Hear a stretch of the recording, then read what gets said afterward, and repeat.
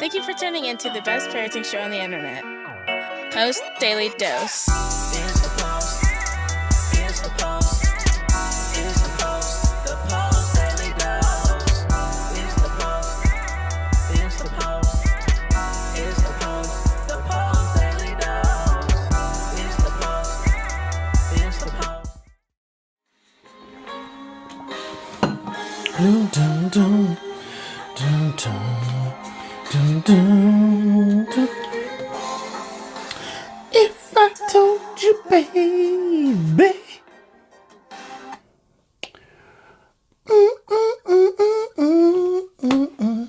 Hey, good evening, Facebook family. Welcome to another episode of Post Daily Dose with me, your trusted parenting advisor, faithful guide and servant on the healing journey. What's my name? Big Papa Bryan+Post. I call Post Daily Dose the best little 10-minute parenting show on the planet. Isn't that cool? Even though I think I usually talk a lot longer than 10 minutes. So I was just entertaining myself with a little Prince, one of my favorite artists. Thinking about what I'm going to be talking about this evening. Hello, Mother. Always nice for you to join me in studio audience, virtual studio audience.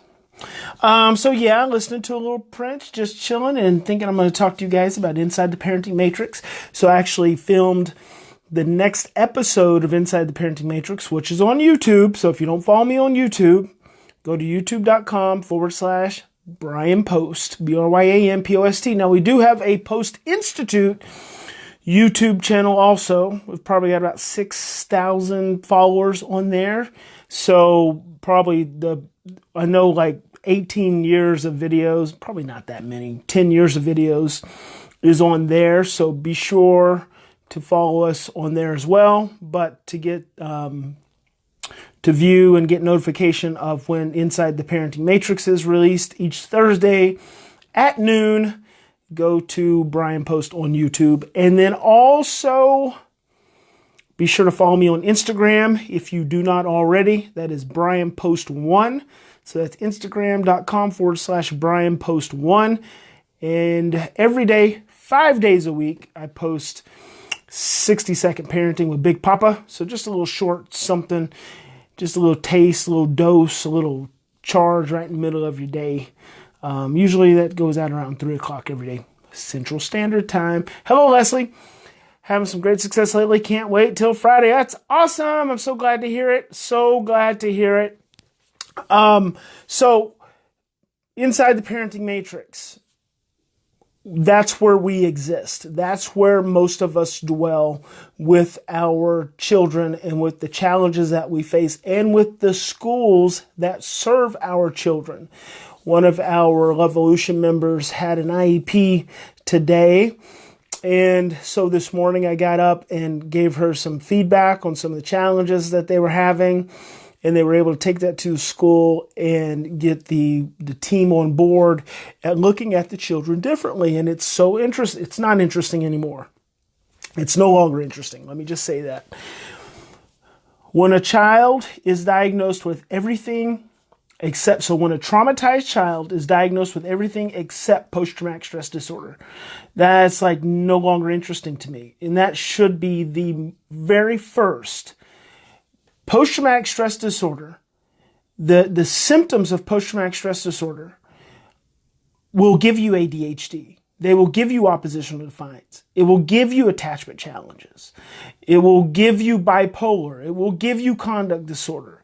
A child who has suffered post-traumatic stress disorder not only has been significantly traumatized, which has impacted their sensory system, which makes them hypervigilant, which makes them have difficulty focusing, which makes them prone to defiance, which also creates developmental delays and barriers, which also creates social and emotional challenges. You know, if you're going to diagnose a child, you at least diagnose them right and give them post-traumatic stress disorder. There's no reason any child who's experienced any level of trauma doesn't have that as a primary diagnosis. And I spoke to this before in my presentation on the labeling tree dispelling the myths of differential diagnosis, which is one of our videos. So, after the daily dose, if you want more, just go through the video list, scroll down, and you'll see a little thumbnail of me standing in a blue denim shirt in front of a little, sticky pad, sticky board, whiteboard, whatever the thing is, talking about, dispelling the myths of differential diagnosis. So post-traumatic stress disorder, it's got to be a primary disorder if you're going to give children diagnosis. And then there's also regulatory disorder of childhood. Now, that's not in the DSM. What is it? We're at the DSM-5 now. That's not in the DSM, the latest DSM, whatever that is. I can't tell you. It's been 15 years since I looked at a DSM, and the last time I looked at it, it was a DSM-4. So I'm not sure if it's went up to 5 yet or not. But there used to be there still is a DSM for children 0 to 3 or 0 to 5, and there's a diagnosis in there called regulatory disorder of childhood, NOS. It's perfect. That is a perfect diagnosis for any child who's experienced trauma. So some of the things that I mentioned, for the school today, or common things I mentioned, children with trauma have issues with transition. So giving the children warnings before the transitions occur, containing the environments in the classroom. So giving them less children to play with, making the groups very small, putting them closer to the teacher. On the playground, containing the space. In the cafeteria, containing the space. Looking at the children, their emotional age, instead of looking at their cognitive chronological age. It's very, very common within the parenting matrix to look at a child's chronological age and to, in our eyes, from our lens. See, the parenting matrix, it's like a pair of sunglasses. It's I don't have any sunglasses here next to me, but the parenting matrix is like these glasses that we get put on. They're put on us at birth, and we see the world based on a scrolling dialogue of information based on how everyone else has seen it throughout generations and generations and generations of time. And so it's conditioned and programmed in our brains from the time we are infants. Now, as we get a little older, and usually, around 5, 6, 7, we start to question. So we start to push the glasses away a little bit, and then the adults in our lives push the glasses back on. So there's this little period of time where, we try to push them off, but they keep getting pushed back on. And then we get a little bit older and we're a little more conditioned to wearing them. And then we hit adolescence. And in adolescence, we just want to throw them off. Right? So we tend to in adolescence, some adolescents, not all, will just toss them off because they're like, I don't like the way this world has been defined to me. And that creates a lot of stress and anxiety for parents when their children toss off the matrix lenses, because all of a sudden the children are oppositional. They don't want to engage. They start making decisions for themselves. They start wanting to be independent. They start wanting to have more control of their own lives. And then what happens is over a period of time, usually it's a small window through adolescence. And usually if you get past 16, the child will put the glasses back on. And they don't like them, but they'll put them back on. And when they put them back on, just before they start to transition out of the home, they go into the real world, and again, they get all the reinforcement of the matrix. And so then they go into their young adulthood and they get to pull them down on their nose. But by that time, usually they've got them locked on pretty good. So, it's just kind of a runaway train. They push them back up and they become adults and they start adulting and they start thinking like every other adult. And occasionally there's an argument or there's a political movement, something. But really all that is just sustaining the matrix. None of that is a breakthrough. None of it is a evolution. None of it is a real different paradigm. And so then they have children, and then once they have children, it's, now they've sufficiently got the glasses locked on. So that's the lens they look through, and they start following the same patterns as everyone else because schools haven't changed. Churches haven't changed. Friends and family haven't changed. And then you get the dominant conditioning. And then you raise a child who's got trauma. And everything that the matrix informs you to do for this child doesn't work. It just stresses you out. because a child who comes from an environment of trauma, the trauma that they experience is outside of the matrix. Like that's not the norm, the trauma these children experience. So they have these experiences woven deeply into them. And I just did a post on LinkedIn. I'm on LinkedIn also. You can look me up, Bryan+Post on LinkedIn. They have, the analogy I use are vines. Trauma are like vines that start growing at the base of the tree, and then they grow up the tree, and eventually you've seen the trees that are completely covered in vines. Well, if you just look at it, you think the vines are a part of the tree, but the vines are not a part of the tree. Bruce Perry says that trauma is stored at the state level of memory, and it becomes ingrained in a part of our personality traits. So trauma becomes states, and states become traits. They become traits, and so that they're part of our personality traits. What's going on with this camera? I don't know. It seems to be slipping. Let's see. I'm back to that whole OCD thing from last night.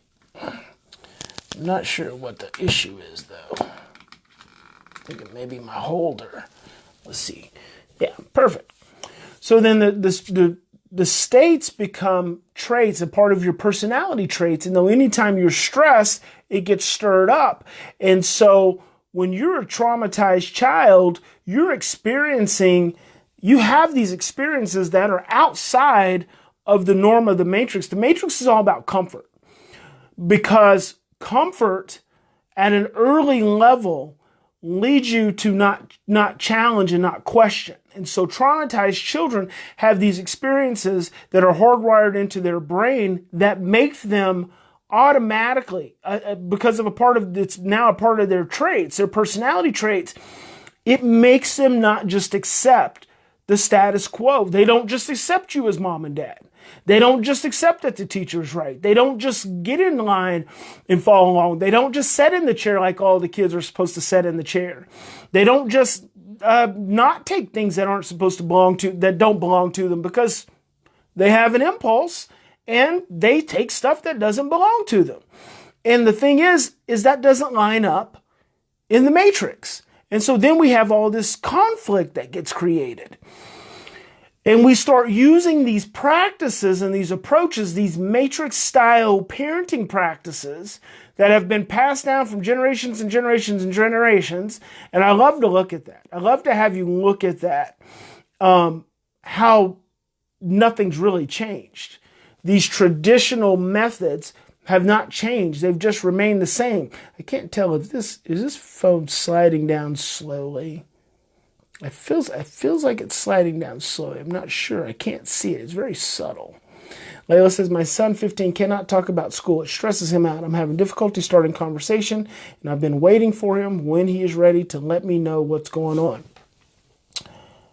And, what's going on that's stressing him. Okay, I'm glad you mentioned that, Layla, because that brings me to something. Okay, I think I found the issue. That brings me to something I want to talk about. Because I've got another parent dealing with a similar situation. I think what you guys are dealing with are turtle children. So, maybe you've heard me talk about turtle children before. Turtle children, and I'm not saying this is for sure this situation, but it seems like it. Turtle children are children who are naturally oriented towards hypoarousal. So the brain reacts to stress in one of two different ways. Becomes hyperaroused or hypoaroused. And so hyperaroused gets most of the attention because it's the signaling of the amygdala. So it's the behavior that's always out there, and the child's loud or the child's aggressive or hyperactive or whatever. They're the ones that can't sit still. So your amygdala focuses on this child easily. Now, hypoarousal is the depressed reaction in the brain, where instead of becoming hyperactive, the brain becomes hypoactive. And in its hypoactive state, that's where you get depression, withdrawal, isolation. And this is very common with children who have high anxiety. Children who have high anxiety are prone towards hypoarousal because all the sensory input from the environment causes them to feel overwhelmed. So they spend a great deal of time trying to, by naturally, limit the stimulation in the environment. Now, this is what happens in the parent-child dynamic with a turtle child. I call them turtle children because have you ever seen a turtle out in the open? You go up and you grab the turtle, he goes into a shell. Well, you're not going to hurt the turtle. You just go up and say, hey, Mr. Turtle, and you grab him, he goes into a shell. Well, that's his natural reaction because he can't handle the sensory stimulation you're sending to him. It's a threat to his brain. So you have to learn how to calm your own anxiety because this is very common. Parents get really anxious when their children isolate. It's so fascinating because we're all wired so uniquely, yet so similar in that can children be hypo and hypertension type? I'm not sure what you mean by hypertension. You're referring to blood pressure, like hypertension. Some children have low blood pressure. I mean, I think that would be kind of similar. But the thing is that when a child is naturally hypo-aroused and the sensory stimulation comes at them, they go into their shell. And why I was saying we're so unique yet we're so the same is because it's like we're 50-50. As parents, you either get really anxious when your child's acting out or you get really anxious when your child's acting in. I work with parents all the time who get just as anxious about their child isolating and withdrawing as it is. Kirsten says, no, sorry, my translation isn't correct because Kirsten is from the Netherlands. If you want to, I don't know what it is you're trying to say, Kirsten, or ask me, but there are parents who get just as anxious and just as overwhelmed by their children isolating and withdrawing as the ones whose children the parents who get overwhelmed by the children being aggressive and hyperactive. And so it's the same dynamic energetically. So energetically, the dynamic doesn't change. It can be the constant, just the worry and anxiety about your child, not talking to you about school creates anxiety for him. Just the worry, you don't even have to be talking about him. He feels it. He feels the anxiety. And that causes him to withdraw even more. And so, like, step one is just the management of your own anxiety. And in your waiting, what are you doing in the waiting process? Hey, LaJoy, in the waiting process, waiting for your child. See, this is very important, that whole dynamic of waiting. When we're waiting for someone, is there anxiety present when we're waiting? Because don't we have an expectation? And in that expectation, isn't that actually generating more of the same? Instead of waiting, what if we just left it alone? What if we just left it alone? And when it shows up in our mind, we just calm it. And we just say, it's going to be okay. And if our child won't talk to us about it, it's just not time yet. As long as they're functioning in the rest of the dynamic. So Layla says, I'm listening and I agree. He asked me, don't you notice something different about me? Okay, so that's interesting. Did you notice something different? What was different? He's bringing this to your attention. Do you notice something different about him?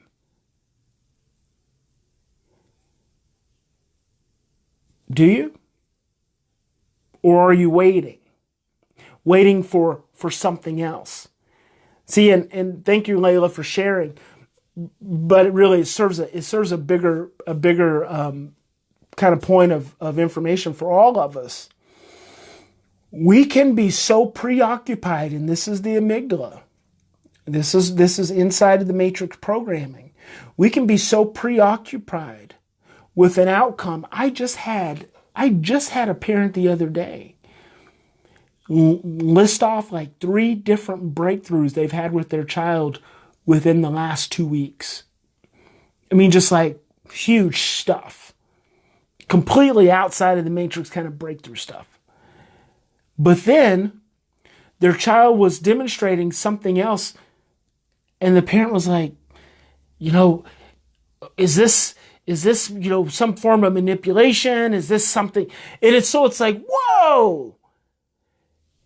Parents create an opening, this understanding. They have this breakthrough with their child. And then immediately the focus becomes on the next negative thing. The next threatening thing. See, we're still trapped in the matrix. You're still trapped in the matrix. My goal is not to give you tools and techniques. See, that's a prime example of a tool and a technique. If you ask me a question, good for you, Layla, you did notice. That's awesome. So you should ask him if he noticed anything different about you. If I give you a tool and technique, if you ask me a question and I give you a specific insight, and a lot of times I will, you send me a question, I'm like, and give you an insight, give you something very specific to do. The problem with that is, what are you going to do when the next behavior pops up? You got to come back to me. Well, I don't want that. I mean, I don't mind supporting you, but that's not my intent. My intent is to give you an understanding that applies to all of the behavior, because it applies to the relationship. It applies to the root. And I actually suggested to the parent today that I gave her a meditation for the IEP team. I asked her to instruct them to close their eyes and breathe and put the vision of these 2 children in their heads and see them as 2-year-old war veterans. I see them as 2-year-old children who have PTSD. And even though they're a little older, but to see them as 2 years old. And from that place, determine what they can do to best serve and best help these 2 children feel safe and secure. See, that's an understanding. That's operating outside of the parenting matrix. When you start operating outside of the parenting matrix, you see a theme. You just see things differently. You take the glasses off. You don't put them back on. And you see with new eyes. And when you see with new eyes, you see everything with new eyes. Not just one thing, or not just this one thing you ask a question about, but you start to see everything, because it starts from within you. So I want to encourage you to slow down. Any question you have, we all have the answers right inside of us. Because we were born of God, we all have the ability to see the way God does. We all have that ability. We all have the ability to look through the lens of love and not the lens of fear. And when you just stop and you ask yourself a question, what would love do? What would love do right now? The problem is that when you ask yourself that question, what would love do? You're going to get an answer. And right behind that answer is going to be fear. Because love doesn't tell you how to fix it. Love tells you to settle yourself, get present, and it gives you a completely non-threatening, non-confrontational, usually, approach to addressing whatever it is you're struggling with. And then right behind love is fear. Because that's how we're wired. We're wired for fear. And then what happens is we're not able to maintain the focus of love. But that's where the breakthrough is at. And I'm not saying that you're always going to be able to be loving, because you're not. But what I am saying is that all of you have the ability to slow down and stop and ask, what would love do? You all have the ability. We all have the ability in any given situation. Not that we're able to do it. I'm not even able to do it. I get stressed. I get locked into my rejection stuff. It's really hard for me to just shift. I've gotten better and better and better as I become more and more aware of those core dynamics, of those core emotions and fears and overwhelms. So what I do is I expand my window of tolerance bigger and bigger, and that's all we're doing, is we're just expanding our window of tolerance for the stress that we're having to encounter, for the threats and for the fear. And as we expand our window of tolerance just through mindfulness, through awareness, we're just able to create more space. And as we create more space, we create more opportunity for regulation. We create more opportunity to release oxytocin. We create more opportunity to influence the dynamics that we're seeing. That's a big thing, Layla. Layla says she suffers from some chronic depression and PTSD, and she's changing her reaction to not be overwhelmed. That's huge. That's huge.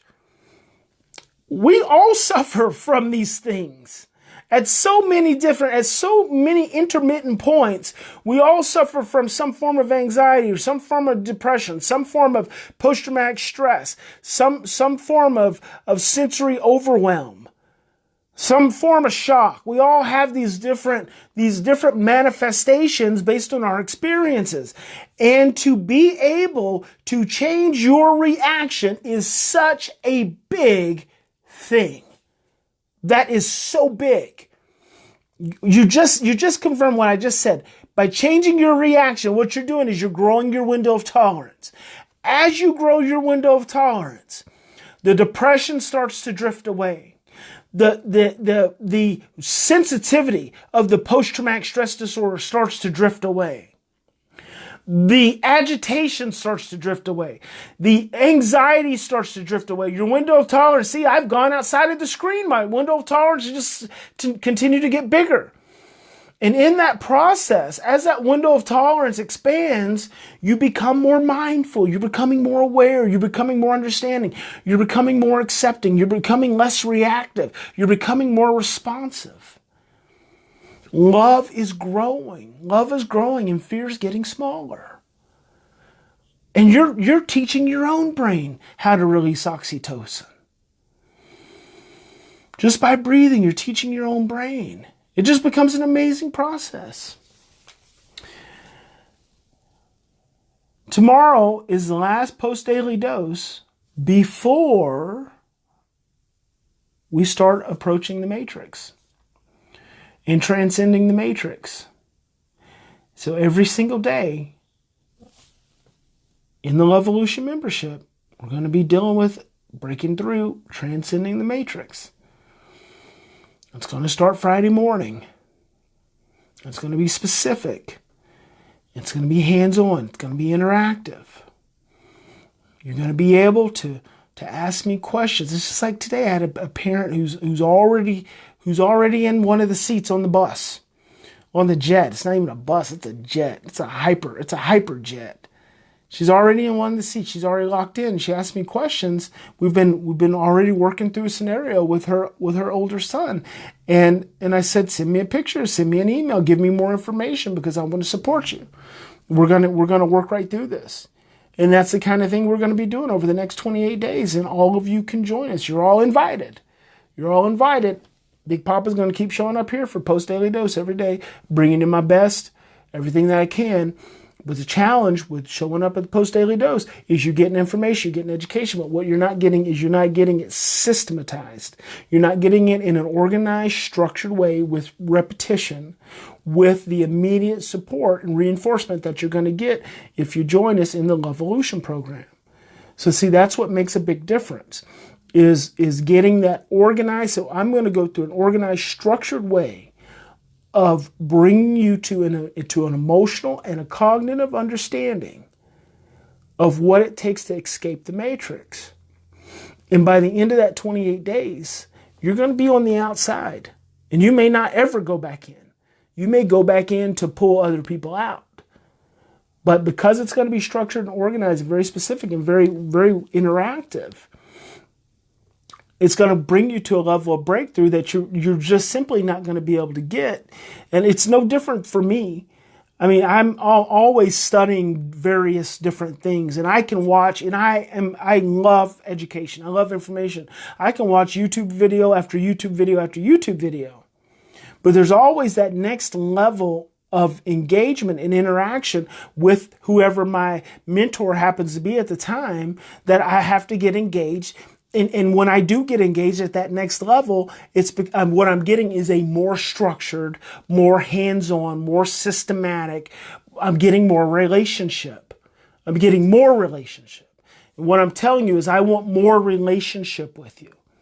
I want more relationship with you. That's why I'm inviting you to join us to transcend the matrix, because I want more relationship with you. So that's it. That's it. I hope you guys have had a fantastic day. I want to thank you for joining me. I hope you have had a fantastic evening. I hope that when you lay your heads down tonight, I hope that the cells of your body just open up like the heavens open up and just pour out rain. But this time we're going to release stress.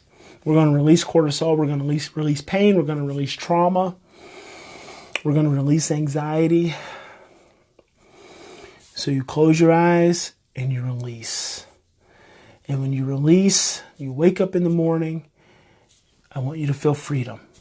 I want you to feel lighter from all those generations of pain and trauma that you've been carrying, that's shown up today in your DNA, in your lineage. You're going to change it.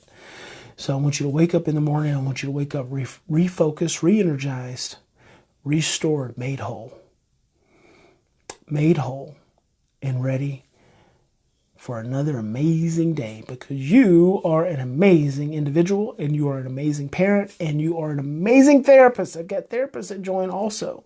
You're an amazing therapist, an amazing clinician. So God bless you. Big Papa loves you, and we'll see you tomorrow.